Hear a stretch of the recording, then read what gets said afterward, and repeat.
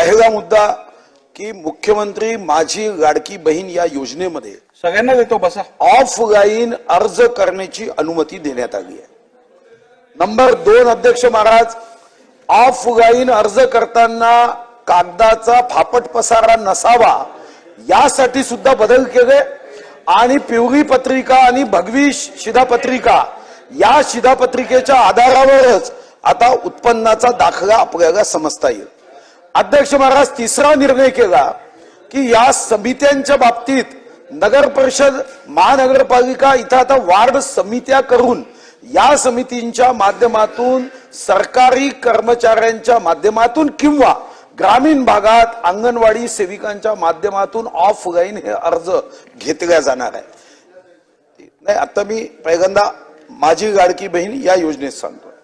आणि एक घोषणा पुन्हा एकदा या सभागृहाच्या माध्यमातून भामरागड ते रायगड, चांदा ते बांदा, गडचिरोली ते गडहिंग्लज या महाराष्ट्राच्या सर्व बहिणींना या माध्यमातून आपण आश्वस्त करतो आहे की कोणत्याही तारखेची मर्यादाच आहे असा समज कोणी करून घेऊ नये. 31 ऑगस्ट ही जरी तारीख असेल तरी 31 ऑगस्ट नंतर सुद्धा ही योजना निरंतर चालणारी योजना आहे.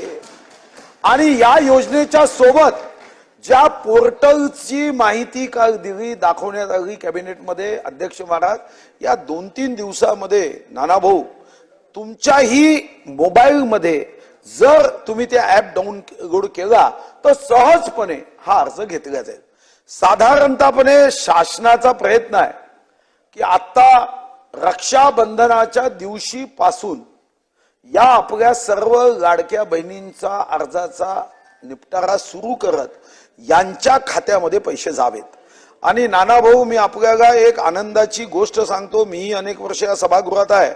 अनेक योजना घोषित झाल्यावर त्याची अंमलबजावणी व्हायला वित्त विभागातल्या तरतुदीला उशीर होतो आणि अनेकदा या माध्यमातून योजना घोषित होते, GR निघतो, पण वित्त विभागाची तरतूद मात्र होत नाही.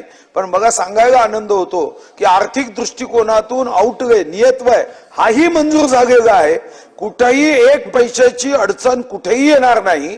आणि आता रक्षाबंधनापासून हे पैसे दिले जातील आणि सर्व आमदार पालकमंत्र्यांना सुद्धा या संदर्भात सूचना केल्या गेल्या आहे की अधिवेशन संपल्यानंतर ही योजना ही एक महत्वाची योजना आहे. क्रांतीज्योती सावित्रीबाई फुले यांच्या महाराष्ट्राच्या बहिणींची हे महत्वाची योजना असल्याने कोणतीही तुमची माझी कोणतीही बहीण ही वंचित राहता कामा नये. आपण या संदर्भामध्ये पूर्ण लक्ष द्यावं हे सांगण्यात येणार आहे आणि मंत्र्यांना सांगितलं गेलं आहे. त्यांची समितीही झाली आहे आणि मला विश्वास आहे